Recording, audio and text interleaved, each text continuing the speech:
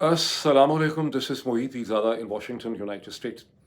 यहाँ तो अभी दोपहर है, लेकिन हिंदुस्तान, पाकिस्तान, बरसग़ीर में, मशरिक़ वस्ता में और अफ़गानिस्तान में जो मेरे सब्जेक्ट एरियाज़ हैं, वहाँ इस वक़्त 6 नवंबर 2025 और जुमेरात के दिन का इख्तिताम हो रहा है।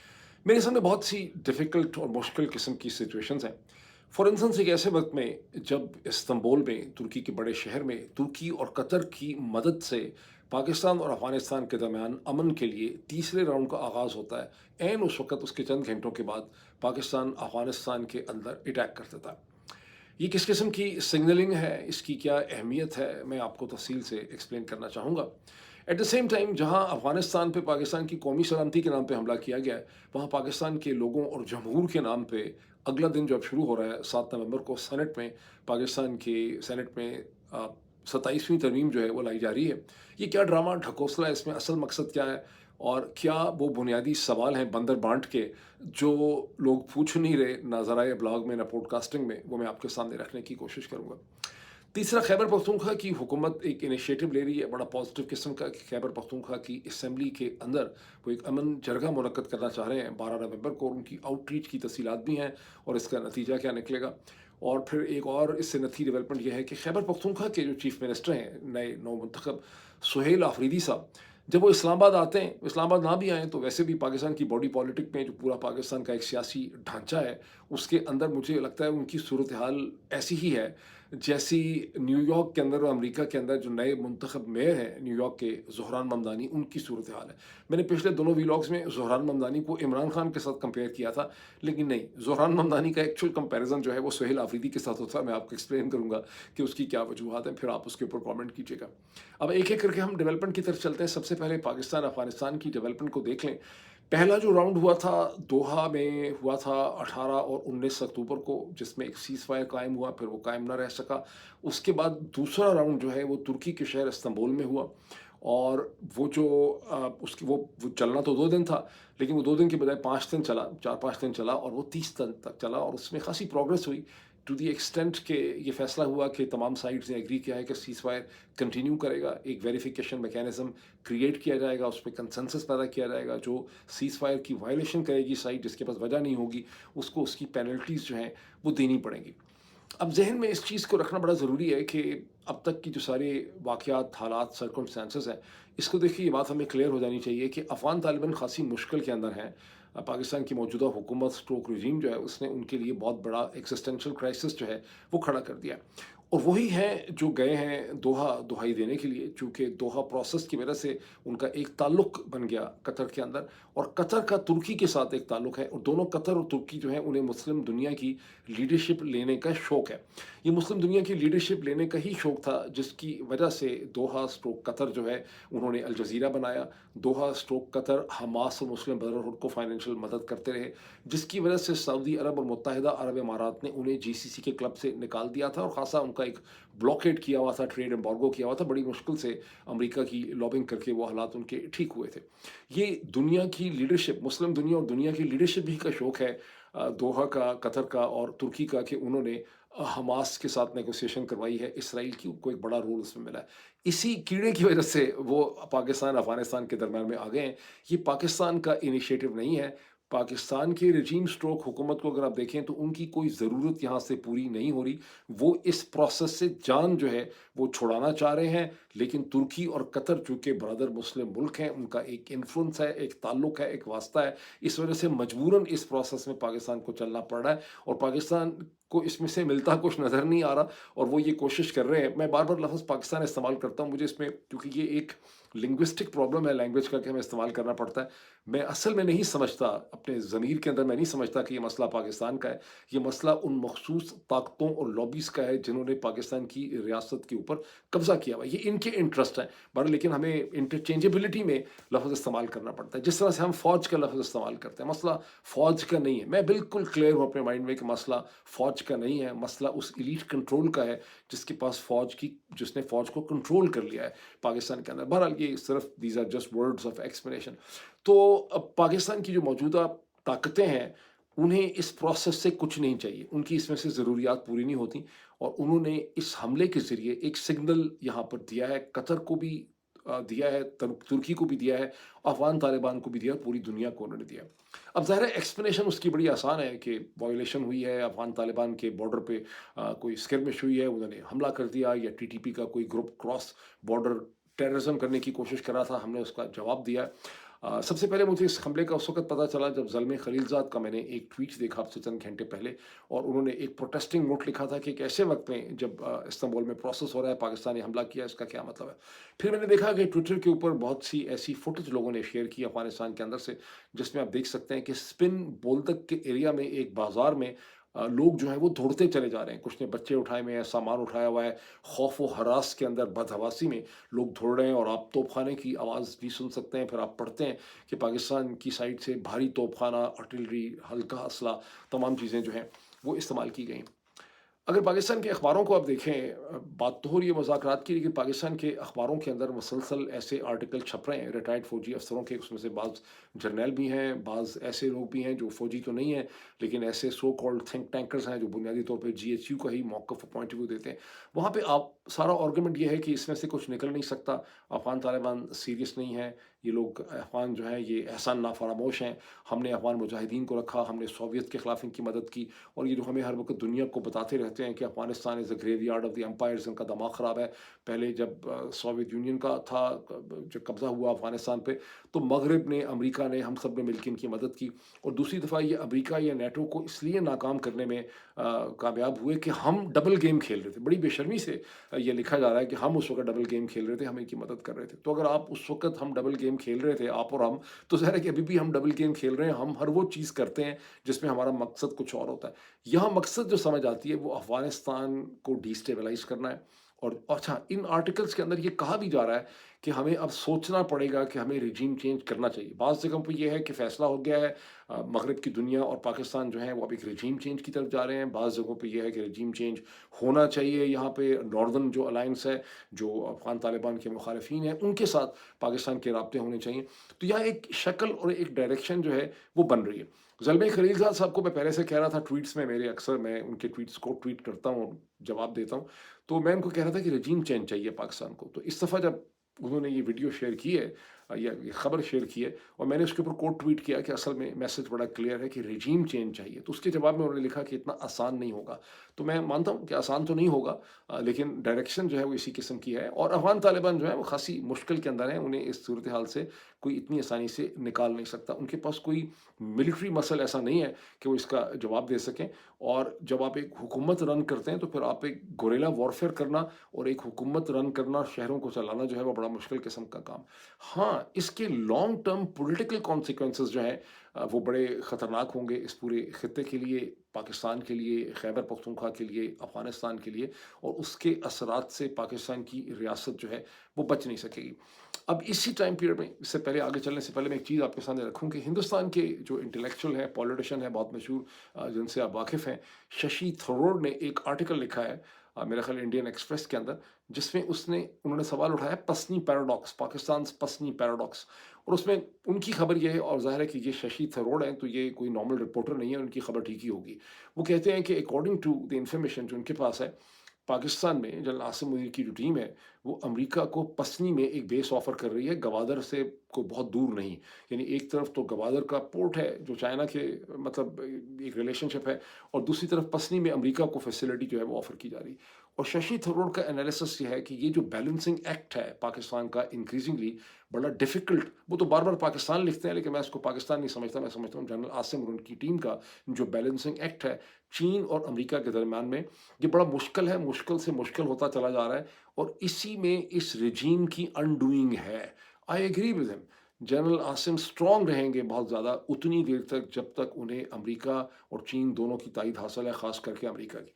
कोई एक ऐसा स्टेप अगर उनका उल्टा हो गया, जिस तरह से जनरल ज़िया उल हक का हुआ था, तो उसके बाद फिर उनका डाउनफॉल जो है वहाँ से शुरू होगा। हमारे शोर मचाने से कोई बहुत ज़्यादा उनको फ़र्क जो है वो नहीं पड़ा, और आजकल वो ज़्यादा परवाह भी इसकी नहीं करते।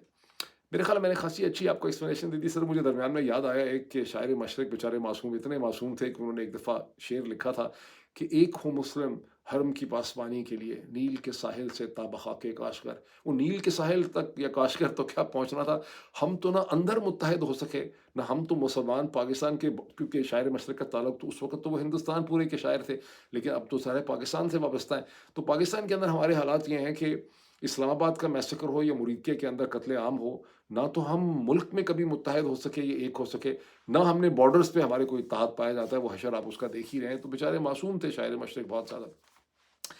اب آگے چلیں اس چیز کے اوپر کہ جہاں افغانستان کے اوپر حملہ انہوں نے کیا ہے قومی سلامتی کے نام پہ پاکستان کی خاطر، وہاں پر پاکستان کے لوگوں اور جمہور کی ریپرزنٹیشن کرتے ہوئے پاکستان کی سینٹ کے اندر 27ویں ترمیم جو ہے وہ انٹروڈیوس کی جا رہی ہے، یعنی حملہ افغانستان پہ پاکستان کے لوگوں کے نام کے اوپر، پاکستان کے لوگوں کی سلامتی پہ، اب پاکستان کے لوگوں کی گورننس کو امپروو کرنے کے لیے، حکومت کی کیپیبلٹی کو بڑھانے کے لیے جو 27th امینڈمنٹ ہے وہ سینٹ میں پہلے لائی جائے گی، اور کہا جا رہا ہے کہ نیشنل اسمبلی سے ہدف یہ ہے کہ اس کو 14 نومبر تک وہاں سے پاس کرنا، یعنی 7 دن رکھے گئے ہیں سینٹ اور نیشنل اسمبلی کے لیے۔ اب اس کے حوالے سے بے تحاشا اگر آپ پاکستان کے ذرائع ابلاغ ٹیلی ویژن چینلز وغیرہ پہ دیکھیں تو ایک کہتے ہیں کہ فلری آف ایکٹیویٹی، بہت زیادہ ایکٹیویٹی ہو رہی ہے، مختلف سیاسی جماعتیں آ کے ایک دوسرے سے مل رہی ہیں، صلاح مشورے ہو رہے ہیں، اور شہباز شریف صاحب سے آ کے چودھری صالح صاحب نے، جو چودھری شجاعت حسین صاحب کے خاندان کے ہیں اور آج کل کوئی منسٹری پکڑی ہوئی ہے، انہوں نے آ کے ان سے ملاقات کی ہے 27ویں ترمیم کے حوالے سے۔ پھر نیشنل اسمبلی کے جو اسپیکر ہیں ایاز صادق صاحب، انہوں نے بھی بہت سے پارلیمانی جو لیڈرز ہیں ان کے ساتھ اسی حوالے سے انہوں نے بات چیت کی، اور بھی اس حوالے سے بات چیت ہو رہی ہے، اور انہوں نے کہا ہے کہ جتنی بھی ہماری پارٹیز، ہم سب کے ساتھ، ایم کیو ایم کے ساتھ، باپ کے ساتھ، پاکستان استحکام پاکستان پارٹی، سب کے ساتھ ہم بات چیت کریں۔ جو اصل یہاں سوال نہیں اٹھ رہا، زیادہ تر اس طرح سے ہو رہا ہے کہ کوئی کنسنسس ڈیولپ کرنا ہے ان سیاسی جماعتوں کے درمیان میں، کوئی کنسنسس نہیں ڈیولپ کرنا۔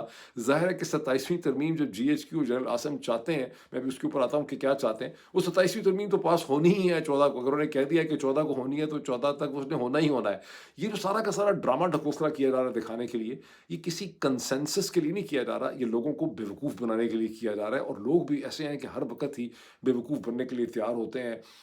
میں تو سوچ رہا تھا کہ آج کا جو ویلاگ ہے اسے میں ان تمام لوگوں کے نام کر دوں جن کا خیال ہے کہ عمران خان کو ڈیرہ جیل میں بند کر کے ہمارے شعور کی دن دگنی اور رات چگنی ہماری ترقی ہو رہی ہے، اور ہم شعوری طور پہ بہت بلند ہو گئے ہیں، اور ہمیں ہر چیزوں کی سمجھ آ رہی ہے، ککھ نہیں لوگوں کو سمجھ آ رہی۔ اصل سوال جو یہاں پہ کہیں آپ کو پوچھا نہیں جا رہا کہ جو سارے دھڑے ہیں، ایم کیو ایم باپ، چودھری صالح حسین، Shujaat Hussain, Istehkam Pakistan party, P M L N, P P P, ان کو جی ایچ کیو نے کیا دینا ہے 27ویں ترمیم پاس کرا کے؟ کیونکہ جی ایچ کیو کی ریکوائرمنٹس میں بھی آ جاتا ہوں کہ جنرل عاصم کی کیا ریکوائرمنٹس ہیں، تو چونکہ ان کی ریکوائرمنٹس یہ پوری کر رہے ہیں تو ان ریٹرن ان کو بھی تو کچھ ملے گا نا، جیسے کہتے ہیں کہ فیو کرمز، تو اس میں سے زرداری خاندان نے کیا حاصل کرنا ہے جنرل عاصم منیر سے، شریف خاندان نے کیا حاصل کرنا ہے، اور شریف خاندان اور زرداری خاندان نے آگے انہی ٹکڑوں میں سے کیا دینا ہے، چودھری شجاعت حسین کو کیا دینا ہے، ایم کیو ایم کو کیا دینا ہے، بلوچستان عوامی پارٹی کو کیا ملے گا، استحکام پاکستان پارٹی کو۔ بیکاز جب اس قسم کی ٹرانزیشن اور اس قسم کا ایک پولیٹیکل مومنٹ ہوتا ہے، وہیں تو بندر بانٹ ہوتی ہے، وہیں تو بارگیننگ ہوتی ہے، وہیں تو آپ یہ چیزیں ڈسٹریبیوٹ کرنی ہوتی ہیں اسپوائلز کی، تو وہ اصل سوال ہے۔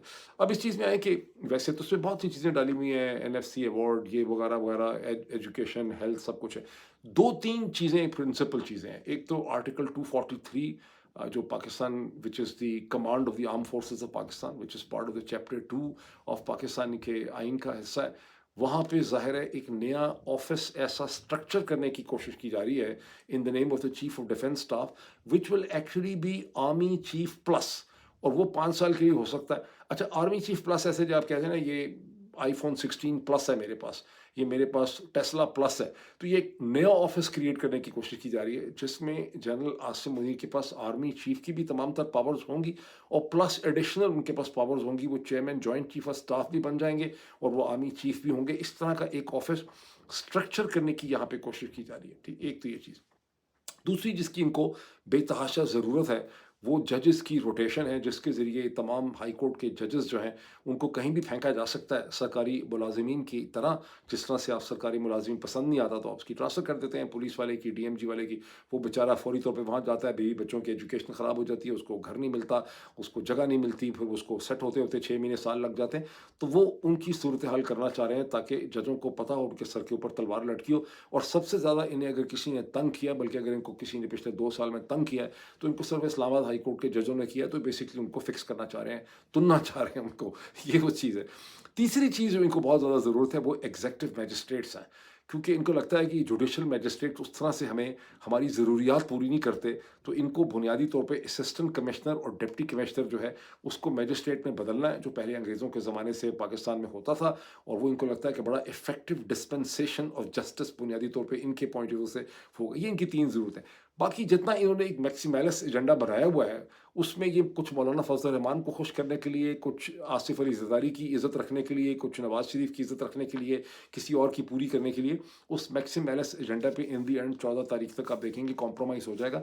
یہ تین چیزیں ہیں ایسی جن سے میرا خیال ہے کہ کسی صورت بھی ان کا کمپرومائز جو ہے وہ نہیں ہوگا۔ اب یہ جو آفس اسٹرکچر کرنا چاہ رہے ہیں جنرل عاصم کے لیے سی ڈی ایس کی شکل میں آرمی چیف پلس کا، اس کے پیچھے ایک سائیکالوجی ہے۔ وہ سائیکالوجی یہ ہے کہ جنرل مشرف کا جو ایکسپیریمنٹ تھا اس کے بعد سے یہاں پر بات ذہنوں میں بیٹھ گئی ہے کہ جب بھی ایک آرمی چیف اپنا یونیفارم اتارتا ہے اور وہ اسے کہتے ہیں ایک نیا full time commander in chief یا آرمی چیف کریٹ کرتا ہے، جیسے جنرل مشرف نے نومبر دسمبر 2007 میں جنرل کیانی کو دے دیا تھا، بیٹن پاس آن کر دیا تھا، تو اس کے بعد ان کی اپنی حیثیت کمزور ہو گئی تھی اور پھر وہ بہت جلدی فارغ ہو گئے۔ ویسے پاکستان کی ہسٹری ساری ایسی نہیں ہے۔ ایوب خان جو ہیں وہ 1952-53 سے انتہائی پاورفل پوزیشن میں تھے، اور جب تک 1969 میں انہیں ریزائن نہیں کرنا پڑا ایز پریزیڈنٹ، وہ مضبوط ہی رہے، اور 1958 میں انہوں نے میرا خیال 58 یا 59 میں اپنے آپ کو فیلڈ مارشل ڈکلیئر کر دیا۔ 1958 ہی کے اکتوبر میں انہوں نے ایک full time army chief general Musa کو لگا دیا تھا، اور جنرل موسیٰ 1958 سے 1966 تک اندازہ لگائیں 8 سال تک، شروع سے حالات خراب ہیں، 8 سال تک وہ آرمی چیف رہے پاکستان کے۔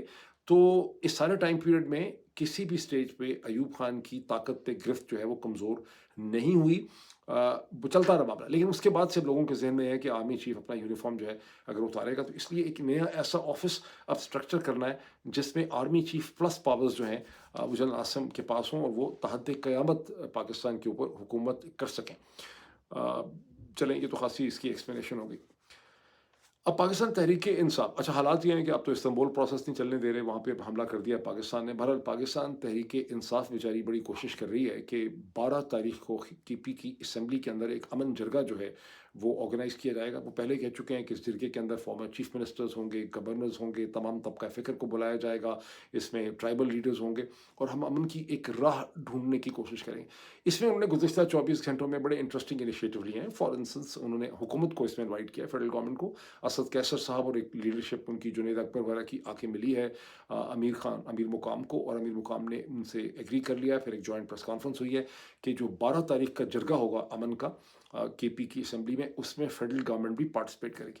اس کے علاوہ وہ ہر بندوں کو بلا رہے ہیں۔ سو انہوں نے آفتاب شیرپا صاحب جو نیشنل عوامی پارٹی ان کی ہے NAP، this is not the ANP، ان کو بھی انہوں نے بلایا ہے۔ انہوں نے کہا، ان کے ساتھ کھڑے ہو کے بھی انہوں نے ایک پریس کانفرنس کی ہے، اور انہوں نے کہا کہ آفتاب شیرپا صاحب ہمارے لیے بہت معزز ہیں بیکاز یہ چیف منسٹر رہ چکے ہیں، اور ان کو بھی ہم نے بلایا۔ اس طرح وہ تمام لوگوں کو بلانا چاہ رہے ہیں۔ اور ایک اور ڈیلیگیشن جو ہے پاکستان تحریک انصاف کا، اس نے افتخار حسین صاحب سے، میاں افتخار حسین صاحب سے ملاقات کی ہے، جو عوامی نیشنل پارٹی ANP کے لیڈر ہیں۔ وہاں پہ تھوڑی سی ریزرویشنز تھیں۔ انہوں نے یہ کہا کہ ہم پہلے بھی جرگے میں آئے تھے، پارٹیسپیٹ ہم نے کیا تھا، اب ہم اپنے پریزیڈنٹ ایمیل ولی خان سے بات کریں گے، پھر پتہ چلے گا۔ اس کا جواب پاکستان تحریک انصاف کا یہ ہے کہ وہ ایک اور چیف منسٹر تھا جس نے بلایا تھا جرگہ، یہ چیف منسٹر کا جرگہ نہیں ہے، یہ بابر سلیم سباتی اسپیکر نے جرگہ بلایا ہے، اور یہ بڑا معنی خیز، یہ میننگ فل پروگرس جو ہے اس میں ہو سکے۔ لیکن چیف منسٹر بیچاروں کے اپنے کیا حالات ہیں۔ وہ 5ویں دفعہ تشریف لائے تھے اسلام آباد، اور ان کو پھر انہوں نے کوشش کی کہ ان کی عمران خان سے اڈیالہ جیل میں ملاقات ہو۔ پھر ان کے پاس پروانہ تھا ہائی کورٹ کا، ان کی ملاقات جو ہے وہ عمران خان سے نہیں ہوئی۔ اس کے بعد انہوں نے ایک ڈس اپوائنٹنگ قسم کی، ایک مایوسی کے عالم میں انہوں نے ایک پریس کانفرنس بھی کی۔ اسی دن میں سہیل آفریدی نے اسلام آباد ہائی کورٹ کے چیف جسٹس جو ہیں ان سے بھی معزز سے ملنے کی کوشش کی۔ وہاں بھی وہ بہت دیر انتظار کرتے رہے وہ اور جنید اکبر، لیکن ان کی وہ ملاقات بھی نہ ہو سکی۔ تو عمران خان کے ساتھ تو ان کی ہونی نہیں تھی، لیکن جو میں سمجھتا ہوں کہ اٹس اے میٹر آف، جسے کہتے ہیں نا کہ to add insult to injury, یعنی آپ نے زخم پہ نمک بھی پھینکا ہے مزید، وہ یہ ہے کہ چیف جسٹس کے ساتھ بھی ملاقات نہیں کروائی۔ عمران خان کے ساتھ تو نہیں کرانی تھی، انڈرسٹینڈیبل ہے، نہیں کراتے آپ، لیکن کم از کم چیف جسٹس کے ساتھ ہونے دیتے ملاقات۔ چیف جسٹس کے ساتھ بھی ملاقات نہیں کرائی، مطلب ہے کہ ٹوٹل شٹ اپ کال جو ہے ان کو دی ہے۔ انہوں نے بڑی ڈس اپوائنٹمنٹ میں ایک پریس کانفرنس کی۔ अब वो जो प्रेस कॉन्फ्रेंस की है वो तमाम लोग, इन्होंने कहा ना ये वीलॉग उन लोगों के नाम है जो कहते हैं कि हम शौरी तौर पे बहुत डेवलपर हो रहे हैं इमरान खान को जेल में रख के। हम पाकिस्तानी लोग जो है ना शौर के एतबार से बहुत ज़्यादा हमें चीज़ें समझ आने लग गई। ये रिपोर्टर्स जो थे वहाँ पे उस प्रेस कॉन्फ्रेंस में सुहेल आफरीदी के साथ, अगर तो इनको सारे सवाल जीएचक्यू ने दिए थे फिर तो चलें ठीक है, काबिल माफ़ी है, बिकॉज़ ज़ाहिर है जीएचक्यू का इनके ऊपर कंट्रोल है तो डरते हैं। लेकिन अगर ये इनके अपने ज़हन की इख्तिलाफ से सवाल तो फिर तो बड़ी मायूसी है, फिर आपको पता चलता है इनका शऊर क्या है। क्योंकि एक रिपोर्टर जो है उसने सुहेल आफरीदी से ये सवाल पूछा कि आपने तो जो ड्रोन स्ट्राइक्स हैं उसके बारे में आपने ये कह दिया है कि ड्रोन स्ट्राइक्स जो हैं वो वॉर क्राइम्स बनते हैं, और वो तो हिंदुस्तान के मीडिया ने जो चीज़ होती है, हिंदुस्तान जिस चीज़ में आ जाए वो तो फिर कमाल हो जाता है। हिंदुस्तान के मीडिया ने ये चीज़ जो है वो उठा ली और पाकिस्तान की बड़ी सख्त बेइज्जती हो गई। अब बाज़ और मेरा ख़्याल है टेलीविज़न चैनल के एंकर्स ये कह रहे हैं कि सुहेल आफरीदी के कमेंट्स के नतीजे में सुहेल आफरीदी की चीफ मिनिस्टरशिप जो है वो ख़त्म हो सकती है। उसका जवाब उससे उन्होंने बड़ा अच्छा दिया। उन्होंने ये कहा कि मैंने ये कहा है कि इंटरनेशनली एस्टैब्लिश ये है कि अगर 100 हम लोग मारे जाएँ, दहशतगर्द मारे जाएँ एक एयर रेड में, और उसमें 2 लोग मारे जाएँ तो ये एक एक्सेप्टेबल कोलैटरल डैमेज हो सकता है। लेकिन अगर आप उनके 100 ना मारें, उनके तो मारे 16-17, अपने 20-21 मार दें, तो ये कोलैटरल डैमेज एक्सेप्टेबल नहीं है और एक तरह की ये वॉर क्राइम है या व्हाटएवर है। ये उन्होंने ख़ासा उसका एक्सप्लेन किया। फिर वो जज़्बाती हो गए, उन्होंने कहा कि हमारे तो मस्जिदों के अंदर कुत्ते जो हैं वो सिक्योरिटी वाले थे, उन्होंने कुत्ते भी हमारी मस्जिदों में बांधे, हमने कुत्तों पे एतराज़ किया, हमने अपनी आँखों से ये देखा है। तो उन्होंने कहा कि नहीं तुम और कुत्ते बराबर हो। ये वैसे उन्होंने ज़्यादती की, बिकॉज़ ज़ाहिर है ये मस्जिदों में कुत्ते बांधना जीएचक्यू की पाकिस्तानी फ़ौज की पॉलिसी तो नहीं होने लगी। ये तो कोई बेवकूफ़ लोकल अफ़सर होगा, इनके पास अपने वो कुत्ते होंगे सूंघने वाले, वो उन्होंने किसी ने मस्जिद के बाहर बांध दिए होंगे। तो चीफ मिनिस्टर जो हैं, उनको थोड़ी-सी एहतियात करनी पड़ेगी, बिकॉज़ उनके खिलाफ पहले ही एक बहुत ज़्यादा महाज़ बनाया जा रहा है। जैसा कि मैंने आपको कहा कि उनकी वही सूरत-ए-हाल है जो न्यूयॉर्क के मेयर ज़ोहरान ममदानी की है, जिनके खिलाफ पूरा अमेरिका का सिस्टम जो है, वैसे तो कहने में वो डेमोक्रेटिक पार्टी के नॉमिनी हैं, लेकिन डेमोक्रेटिक पार्टी के भी जितने बिग विग हैं, जैसे चार्ल्स शूमर सेनेटर थे न्यूयॉर्क वगैरह से, उन सबको पीड़ और तकलीफ़ ये है कि उनकी लीडरशिप डिस्प्लेस हो गई। एक नई लीडरशिप जो है वो वहाँ पे पैदा हो गई है, जो आवाम की आवाज़ को रिफ्लेक्ट कर रही है। और अमेरिका के सदर डोनाल्ड ट्रंप जो है, उन्होंने तो बाकायदा एक न्यूयॉर्क टाइम्स के अंदर बड़ा ज़बरदस्त एनालिसिस छपा है कि प्राइवेटली तौर पे डोनाल्ड ट्रंप ने अपने लोगों के सामने ये एतराफ़ किया है कि he is a smart cookie, ये स्मार्ट पॉलिटिशियन है, ये बहुत अच्छा बोलता है। लेकिन पब्लिकली उन्होंने ये डिक्लेयर कर दिया है कि चूंकि ये डेमोक्रेटिक पार्टी का फेस बन गया है, ये उनका नया लीडर है, ये इससे होप और इंस्पिरेशन डिराइव कर रहे हैं, इसलिए इसका सर कुचलना और इसको नाकाम बनाना बहुत ज़रूरी है। अब अमेरिका की तमाम सियासी ताकत जो है, वो ज़ोहरान ममदानी, जिसके सामने बहुत चैलेंज है न्यूयॉर्क को रन करने का, उसको नाकाम बनाने में ये लगेंगे, ताकि उसको नाकाम बना के साबित किया जाए, ताकि डेमोक्रेटिक पार्टी और नई यूथ जो है इससे इंस्पिरेशन ना ले सके। उनके सामने यही आए कि इस किस्म का आदमी जो इस किस्म की बातें करता था, वो इन दी एंड नाकाम हो गया। इसी तरह पाकिस्तान के सिस्टम की इस वक्त तमाम तर कोशिश ये है कि सुहेल आफरीदी जिस किस्म की ज़ुबान में बात कर रहा है, उसे नाकाम बनाया जाए और नाकाम बना के दिखाया जाए। इसलिए सुहेल आफरीदी को थोड़ा-सा एहतियात करनी पड़ेगी चीज़ें पिक करते हुए। अगला सवाल उनसे एक बंदे ने पूछा, वो तो बहुत ही क्लासिक क्वेश्चन था एक रिपोर्टर ने। ये अब आप पता नहीं जीएचक्यू का क्वेश्चन था, जिसके अपने ज़हन की इख्तिरा थी, शऊर की डेवलपमेंट थी। उसने कहा कि आप यहाँ पे बंदे लेके आ जाते हैं आफरीदी साहब, यहाँ तो दफ़ा 144 लगी हुई है, ये तो आप उसकी खिलाफ वर्जी करते हैं हर दफ़ा। तो उसके जवाब में सुहेल आफरीदी को समझ नहीं आ रही थी क्या जवाब दें। सुहेल आफरीदी ने कहा कि मेरे पास तो हाई कोर्ट का परवाना होता है कि मैं मीटिंग करने के लिए आया हूँ। उसने कहा जी परवाना होता है, ये नहीं होता, उसके बावजूद आप जब वायोलेशन करते हैं तो आप एक क्राइम करते हैं, आप एक जुर्म करते हैं। इसके बाद सुहेल आफरीदी चुप हो गए, उन्होंने कहा इसके साथ मज़ीद क्या मैंने बहस करनी है इस हवाले से। बांग्लादेश में इलेक्शन होने हैं फरवरी में, लेकिन अभी उसकी कैंपेन अनऑफिशियल जो शुरू हुई थी, वहीं वायलेंस हो गई है और मेरा ख़्याल है गोलियाँ-वोलियाँ जो हैं वो चल गई हैं। एक नई किताब अभी छपी नहीं है, एक नई किताब छपने वाली है, जिसमें जो फॉर्मर इंटीरियर मिनिस्टर थे शेख हसीना की हुकूमत के, मेरा ख़्याल है नाम उनका अंजामुल हक कमाल या अज़मुल कमाल या समथिंग लाइक दैट, मुझे भूल गया, आई एम सॉरी, अभी छपी नहीं है किताब। उन्होंने इस किताब में ये क्लेम किया है कि शेख हसीना को निकालने का जो सारा रेजीम चेंज ऑपरेशन है और सारी मूवमेंट थी, वो सीआईए की लॉन्च मूवमेंट थी। अब ये किताब आएगी तो हम इसकी डिटेल्स पढ़ेंगे, लेकिन मैंने आपको कई दफ़ा बताया कि जब भी ऐसी मूवमेंट्स लॉन्च की जाती हैं, मूवमेंट्स होती हैं, बेचारे जो मरते हैं वो वाक़ई उसमें बिलीव करते होते हैं उस कॉज़ के अंदर, लेकिन हमेशा उसके पीछे एक फ़ॉरेन पावर होती है, और सबसे ज़्यादा जो कैपेसिटी है किसी फ़ॉरेन पावर की रेजीम चेंज लाने की, वो सिर्फ़ अमेरिका की है। اب بنگلہ دیش کے کیس میں بینیفیشری پاکستان بھی ہے کیونکہ انڈیا کک آؤٹ ہوا ہے، لیکن پاکستان کی اسٹیبلشمنٹ کے اندر اتنی کیپیسٹی نہیں ہے کہ ایک دوسرے ملک کے اندر جا کے اتنا بڑا کھڑا کھڑا کریں۔ ہاں وہ مدد اس میں ضرور کر سکتے ہیں کیونکہ ان کا جماعت اسلامی پہ ایک انفلوئنس تھا۔ جب اس کی کتاب ہمارے سامنے آ جائے گی تو مزید ہم اس کی ڈسکشن کر سکیں گے، ابھی اتنا ہی، پھر آپ سے ملاقات ہوتی ہے۔